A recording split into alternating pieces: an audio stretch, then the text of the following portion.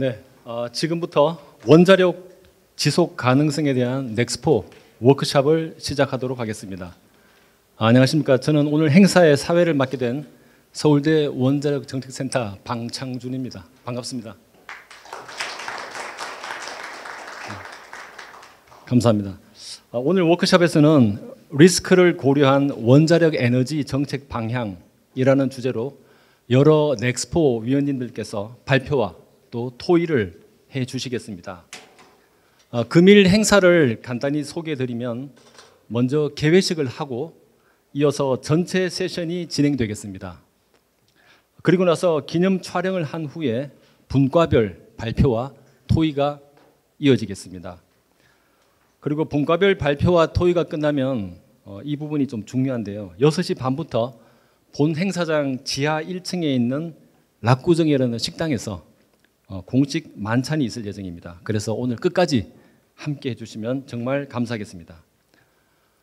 그리고 잠시 안내 말씀드리면 행사에 앞서 가지고 계신 휴대폰은 잠시 꺼주시거나 매너 모드로 전환해 주시면 고맙겠습니다.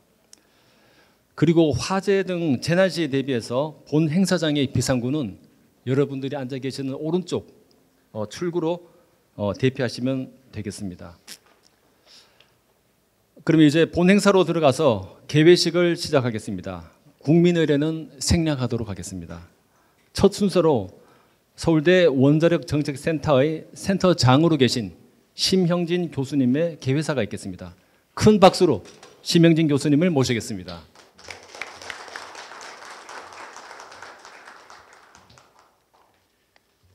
예, 안녕하십니까. 서울대학교 원자력 정책센터의 센터장 심형진입니다. 오늘 사전 등록을 거의 90분 가까이 해주셨고요. 또 현장에서 바로 오시는 사전 등록 없이 참석하시는 분들을 고려하면 거의 100분 가까이 되지 않을까. 많은 분들 관심을 보여주시고 참석을 해주셔서 감사합니다. 그래서 작년, 재작년 제가 넥스포 워크숍을 할 때마다 이 인사말을 준비를 하고 있는데 그때는 보통 한 페이지 이러면 정리가 되던데 오늘은 쓰다 보니까 2페이지 가까이 되더라고요. 지금이 여기 참석하신 여러 전문가 분들도 느끼시겠지만 참으로 원자력계로 보면 중차대한 시기인 것 같습니다. 그래서 준비된 인사말 말씀드리겠습니다. 오늘 넥스포 워크숍에 귀한 시간을 내어 참석해 주신 원자력계의 각 분야 전문가분들과 원자력 정책에 관심 있는 분들에게 감사를 드립니다. 이번 넥스포 워크숍의 주제는 리스크를 고려한 에너지 정책 방향입니다. 이때 리스크를 고려한 일의 의미는 작금의 대내외적인 불확실성을 고려해 현재 원자력 정책을 한번 점검을 해보고 미래를 준비하자는 의미로 이해를 하실 수 있겠습니다.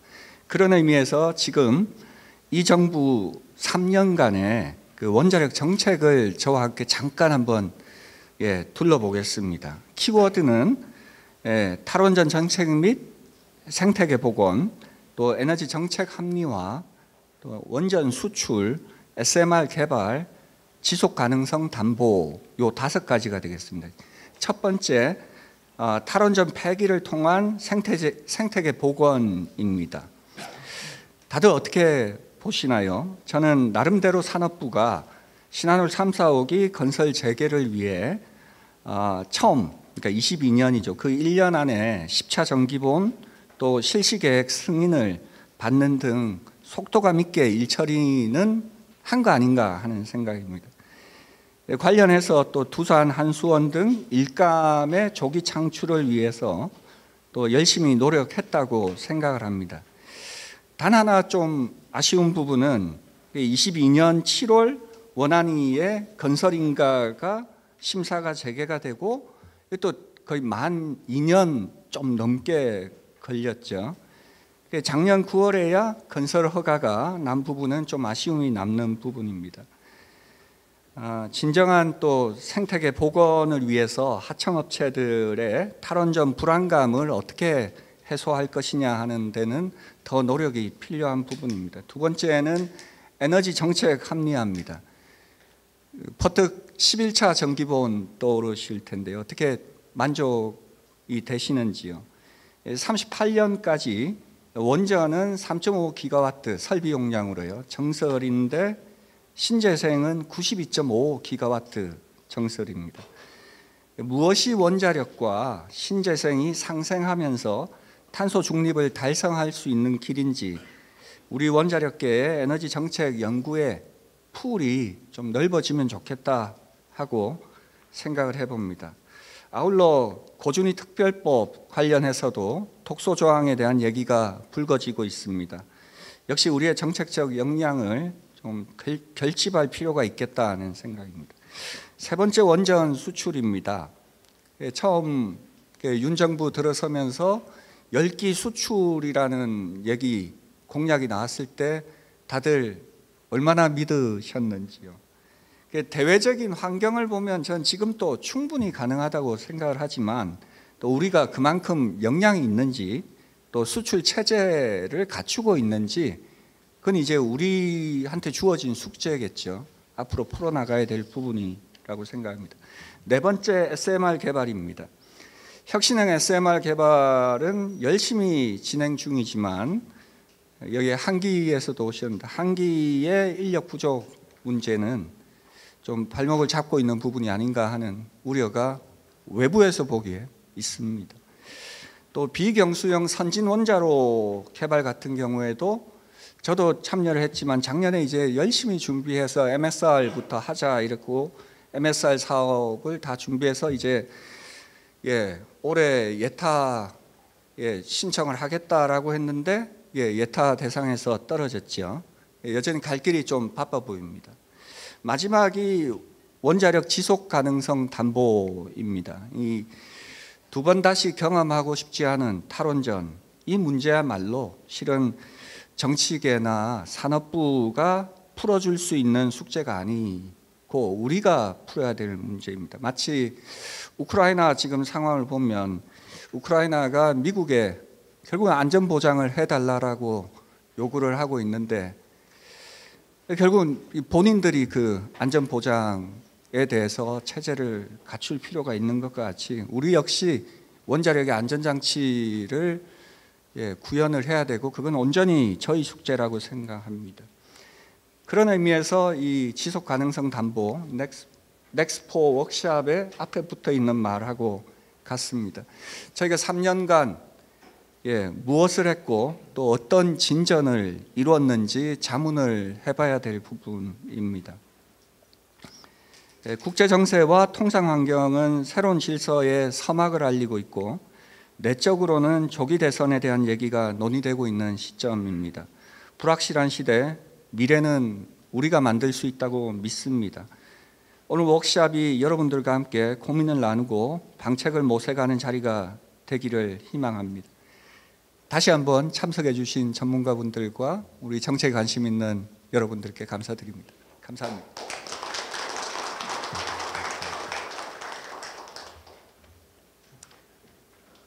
다음 순서로 축사가 있겠습니다.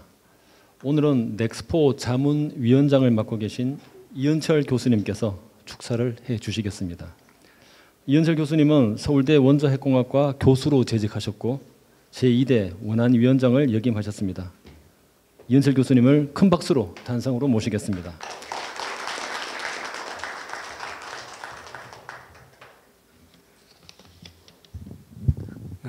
여러분 반갑습니다. 오늘 주제를 보니까 리스크를 고려한 원자력 정책, 언제 이 제목이 좀 바뀔 수가 있을지, 리스크 걱정 없는 원자력 정책에 대해서 논의를 할 수 있었으면 좋을 것 같습니다. 아마 지금 두중에서 바다담화하고 있는 과제도 이제 거의 마무리 단계에 도착을 한 것 같고, 이제는 슬슬 어떤 결론을 내려야 될 때 아닌가 하는 생각을 했는데 오늘 세션을 보니까 더 늘어났어요. 3개로 하고 4개씩 하니까 굉장히 바쁜 아마 하루가 될 것 같고 논의할 게 많을 것 같습니다. 여러분들이 아마 그런 데서 심도 있게 좀 검토를 해주셨으면 하는 그런 부탁과 바람을 같이 말씀을 드립니다. 사실 이제 원자력 정책센터가 우리 심영진 교수가 맡고 굉장히 활성화돼서 이렇게 여러 기관에서 참여를 하시는데 아직도 보면은 이 굉장히 그 한정된 기관만 오시는 것 같아요. 그래서 한수원이나 직접 여기에서 관련하실 수 있는 한수원, 한기 뭐 다른 기관들도 많은 참석을 해가지고 이런 논의를 할 수 있었으면 합니다. 제가 자꾸 옛날 얘기를 자주 하는데 그 80년대 말부터 90년대 원자력 기술 자립을 할 당시에 한전이 중심이 돼가지고 전력 그룹 협의회라는 게 있었어요. 거기에서는 상당히 심도 있는 여러 기관이 참여해가지고 심도 있는 논의를 해가지고 어떤 정책 방향을 이렇게 서서히 좁혀가는 그런 것이 아마 차세 원자로 그러니까 지금 APR 요거 개발을 시작할 때까지 지속이 됐었으니까 그 10년 가까이 그 과정을 통해서 상당히 효과를 거두었지 않나 하는 생각을 저는 하고 있습니다. 물론 저희는 이제 옵서버로 많이 참석을 했습니다만은 이게 서울대학교 원자력 정책센터가 그런 그 유사한 좀 업무를 주도적으로 좀 해간다면 어떨까 하는 생각을 합니다. 사실 원자력 정책센터가 할 수 있는 게 한계가 있을 수밖에 없어요. 이게 국가 정책으로 세워지기 위해서는 국가가 우선 인정을 해줘야 되는 필요가 있고 그게 국민들이 전부 타당하다 하는 그걸 인정을 해줘야 되는 이런 단계가 굉장히 어렵습니다. 그래서 이제 그런 것들을 심도 있게 검토하려면은 정책센터 그냥 제목만 내놓는 이런 그 결론이 아니라 거기에 과연 이게 실현 가능성이 있는가 하는 것까지를 좀 구체화시켜가지고 하는 게 어떨까 하는 그런 생각을 좀 해봅니다. 이 실현 가능성이라는 걸 보기 위해서 보통 우리가 하고 있는 과정이 이제 처음에 아이디어가 나오면 그 아이디어를 인큐베이팅 한다고 얘기를 하죠. 그래서 그 아이디어가 이게 실현 가능성이 있는가? 그렇다면 우리가 한번 해보자 하는 단계까지 가기에는 그 아이디어가 실천되기 위해서 어떤 것들이 필요한가? 예를 든다면 기간은 얼마나 걸리고 사람은 얼마나 필요하고 예산은 얼마나 필요하고 또 실제로 그 방안을 어떻게 수행해야 되는가 하는 육하원칙에 따른 이런 정리가 좀 필요한데 아마 이 정책센터가 지금 이 어떤 뭐 봉급을 주는 이런 기관도 아니고 하다 보니까 여기 연구원들이 그렇게 모든 시간을 다 쏟아가지고 하기는 조금 힘든 구조가 돼 있어요. 그래서 그건 여러분들이 할 수 있는 일은 아마 그런 데에서 아이디어를 인큐베이팅, 그러니까 아이디어를 이제 성숙시켜가지고 이런 아이디어를 가지고서 하면은 앞으로 좀 더 검토해가지고서 국가정책을 세워주시오 하고 내세울 수가 있는 그런 정도가 아닐까 하는 생각을 합니다. 사실 이번에 국회에서 참 오랫동안 우리가 기다렸던 고준위 방사선 폐기물 법이 통과가 됐죠. 굉장히 환영할 만한 일이고 잘된 일이긴 한데 참 저는 개인적으로 굉장히 불만이 많아요. 이거 하면 계속 운전할 수가 없게 만들어 놨거든요. 왜 이렇게 됐는가? 이게 뭔가 우리 원자력 쪽에서 지금 반성을 해야 될 부분이 있어요. 정책을 세우는데 너무 급하게 그 시점에서 얼마 안 되는 기간만 보고 세운 정책들이 많습니다. 2004년인가요? 3년인가요? 그 부안 사태가 벌어졌을 때 고준위 폐기물 처분장을 구하기가 어려우니까 분리합시다. 그래서 중준위하고 중저준위하고 고준위를 분리를 했어요. 근데 이게 전 세계적으로 없는 경우고 한국에서 중전위 폐기장은 얻었는데 고준위 폐기물장을 구하기가 더 힘들어진 거예요. 그러니까 이제 이게 무슨 보면 방향상에서 어쩔 수 없지 않았나 하는 얘기 하는 사람도 많이 있습니다만 이제 그런 점들이 조금 우리가 준비가 좀 부족했었지 않느냐 하는 생각을 하고 있어요. 이번에 환경공단에서 그 지하연구 시설을 공모를 했는데 이걸 공모하면서 전제 조건을 달았더라고요.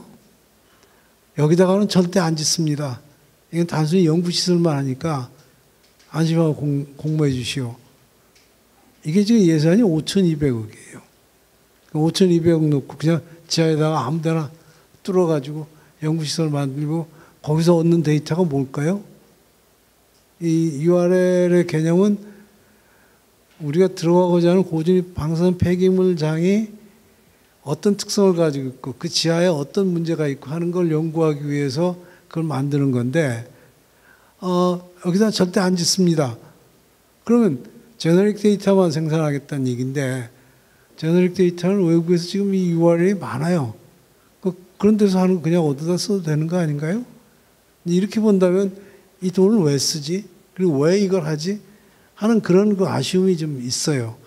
그래서 이런 것들이 왜 참 어쩔 수 없다고 자꾸 얘기를 하는데 그게 왜 어쩔 수 없는 건가요? 이게 극복해내야 될 문제인데 그걸 못하고 있어서 좀 안타까운 점이 많이 있어요. 그런데 이런 점들은 여러분들이 이제 충분히 원로 자격을 가지고 이 자리에 모여서 이제 논의를 하실 때 사실은 이런 그 어떻게 보면 정책의 뭐랄까요? 부작용이라면 좀 그렇고 정책에서 이제 고려하지 못한 부분, 특히 원자력을 반대하는 사람들이 반대할 수 있는 여건이 되는 부분들을 고려를 해서 이쪽에서 조금 사전에 그 보완을 해줬다면은 훨씬 더 아마 좋은 정책을 세우지 않을까 하는 생각을 합니다. 그래서 너무 큰 부담을 드리는 건 아닌데 여러분들이 이거 하실 때 상대방이 이걸 어떻게 생각하고 어떤 반대를 할 것인가 하는 걸 미리